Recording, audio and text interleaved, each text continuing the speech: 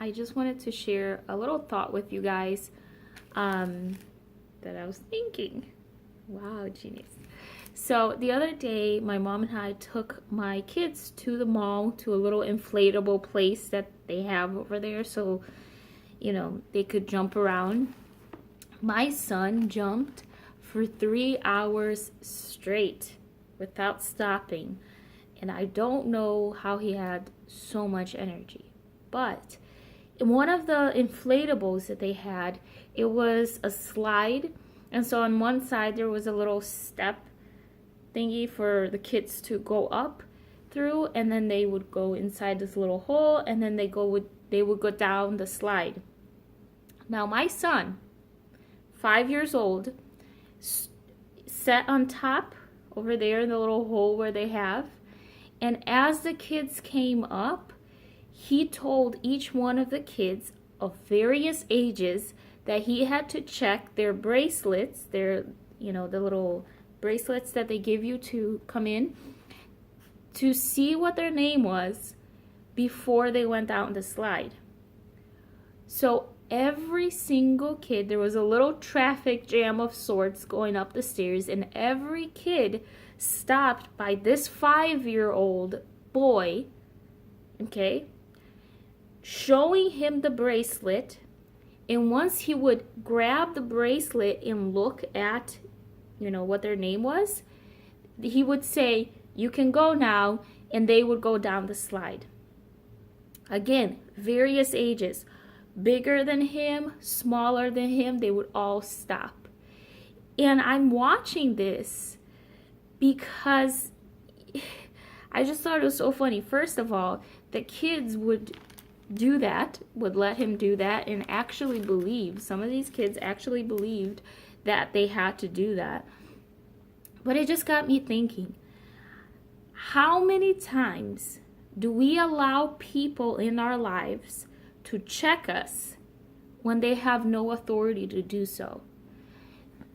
My son is 5 years old. He doesn't own the place. He doesn't own any of the inflatables.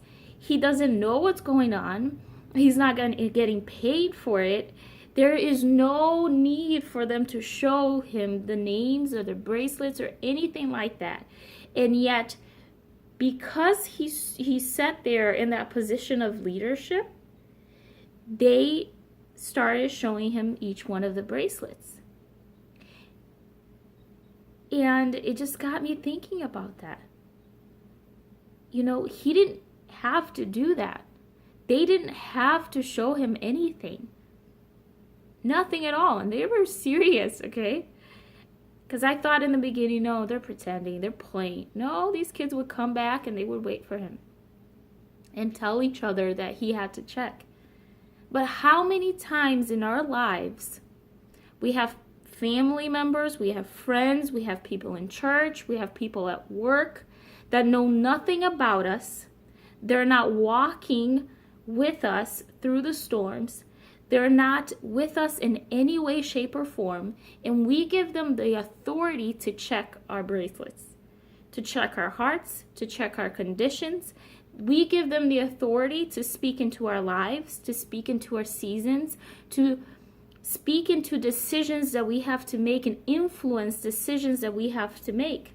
And these people know nothing. These people are people who aren't seeking God, people who aren't sent from God, who have no word from God. And we give them the authority to speak over our lives. And we stop from making decisions, or we start making decisions that we shouldn't be making, because we allow people who are underqualified, who have no authority, who don't know anything, to check our bracelets. This is what Matthew chapter 12 verse 43 says. 43 to 45. When an evil spirit comes out of a man, it goes through arid places seeking rest and does not find it. Then it says, "I will return to the house I left." When it arrives, it finds the house unoccupied, swept clean, and put in order. Then it goes and takes with it 7 other spirits more wicked than itself, and they go in and live there. And the final condition of the man is worse than the first. That is how it will be with this wicked generation. This is what happens.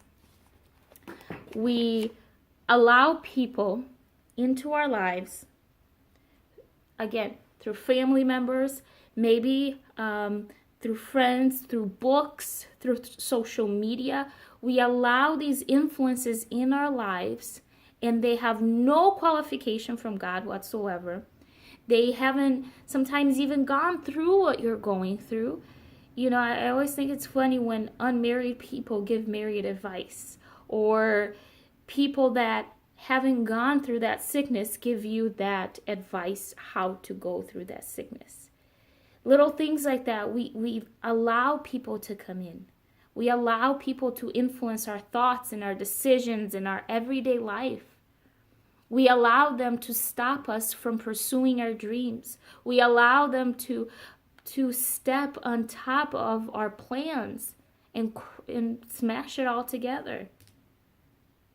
And the thing is, we allow these things to happen, and then we don't understand why things aren't working out for us. We don't understand why we're having these wicked thoughts. We don't understand why we're not achieving what we need to achieve, what we dreamed of achieving, but it's because we let these people in. And sometimes we recognize these things and we try to sweep it clean, and we try to clean it up. But then we allow other people to come in. And then it gets harder to let go, and harder to say no, and harder to make decisions, because you're so far gone from that point where you had to do that it's harder. We have to guard our minds. We have to guard our hearts. We have to protect our souls. Because here's the thing, and I'm going to repeat it again until I die. Jesus is coming. The closer we get to Jesus' second coming, the more the enemy freaks out. And he's just roaming around, looking in arid places, like the Bible says, looking for a clean house, looking for somewhere to rest, looking for someone to enter into, to use. We have to seek discernment and guard ourselves.